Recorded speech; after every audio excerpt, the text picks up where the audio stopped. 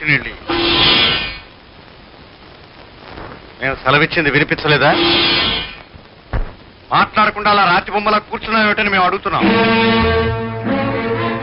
బ్రతుకున్నావేమిటి అని అడగండి. ఇంత జరిగిన తర్వాత కూడా ఇంకా బ్రతుకున్నావేమిటి అని అడగండి. ఏమిటి ఏమిటి అనేది? ఏమిటో మీకు తెలీదా? అది ఊరేసుకు చచ్చింది. మాకేం సంబంధం? ఆమె చావలేదండి, మీ వల్ల మీ కారణంగానే చచ్చిపోయింది. లక్ష్మి, అవును, మీరే చంపారు.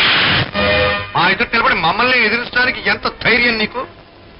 ఆ రోజు నా బిడ్డను ఒక బికారి కట్టబెట్టి ఘోరమైన నేరం చేశాను. అప్పుడే నేను క్షమించడం మేము చేసిన తప్పు మీది కాదండి, నాది. ఆ రోజు మిమ్మల్ని బ్రతికించుకోవడం కోసం తప్పు నేను చేశాను. ఈ రోజు ఒక ఆడదాన్ని బ్రతుకూల్చుని మిమ్మల్ని ఎందుకు కాపాడానా నేను సిగ్గుపడుతున్నాను. నా మాంగళ్యం పోయినా పర్వాలేదు. నువ్వెవరితో మాట్లాడుతున్నావో తెలుసా? తెలుసు. మానవత్వానికి అర్థం తెలియని ఒక జంతువుతో మాట్లాడుతున్నాను. మీ ముందు నిలబడడానికి నాకు అసహ్యంగా ఉంది.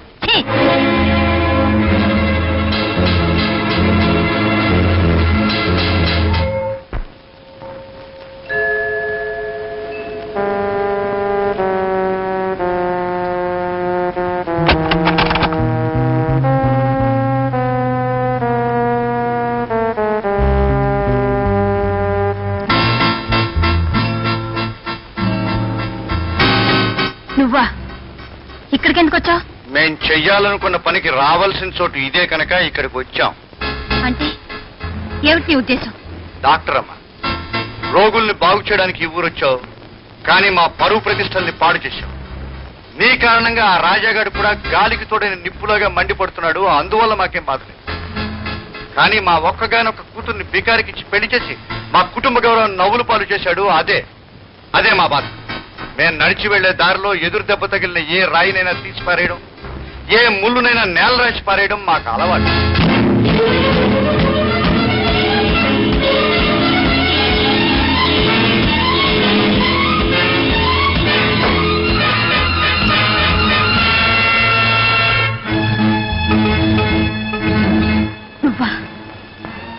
నువ్వా మా నాన్న చంపిన హంతకుడివి? ఏమిటి నువ్వు మాట్లాడేది? అసలు ఎవరు నువ్వు? నేనెవర్నా? 15 ఏళ్ల క్రితం నువ్వు చెప్పిన పాప పని చేయనందుకు ఒక దేవుళ్లాంటి డాక్టర్ని హత్య చేశావే, ఆ డాక్టర్ గారి కూతుర్ని.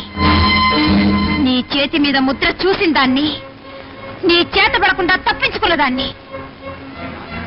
మీ నాన్నని చంపడానికి మాకే అవసరం? నీకేమిటా?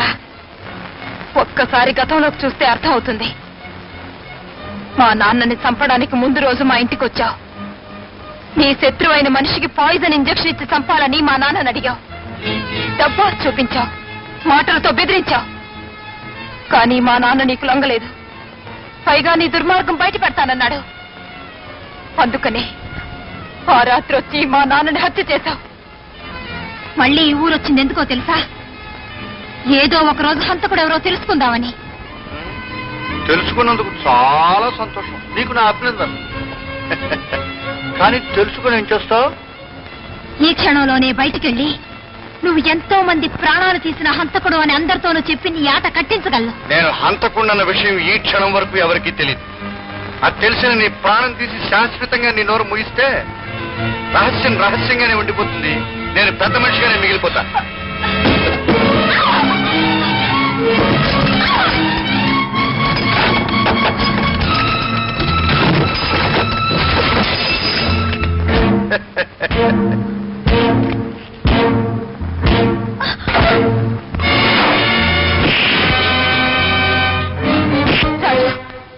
రాజు, వీడెవడో తెలుసా?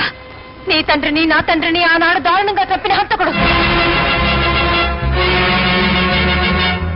నువ్వు చెప్పేది నిజమేనా? అవును రాజు, ఈ నిజం నాకు తెలిసిందని నన్ను ఇప్పుడు హత్య చేయాలని ప్రయత్నిస్తున్నాడు. రాజు, ఈ దుర్మార్గుడు తప్పించుకోకూడదు. వీణంతా చేయాలి. ఇంతకాలం నీ కోసం ఎదురు చూస్తున్నాను రా. నీ ప్రాణాలు తీసి ఈ గ్రామానికే విముక్తి కలిగిస్తాను.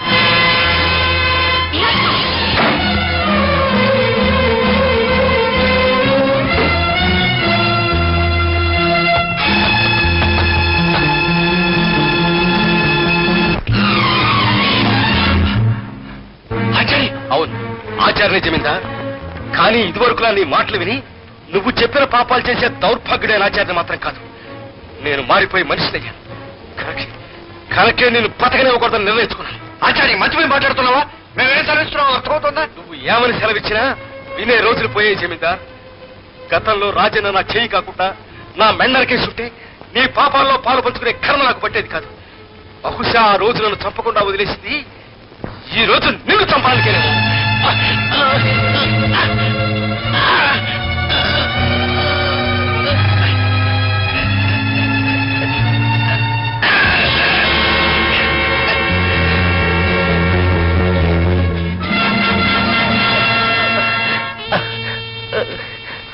ఆచార్య గారు ఏమిటి ఘోరం? ఘోరం కాదమ్మా, నేను చేసిన తప్పులకి శిక్ష.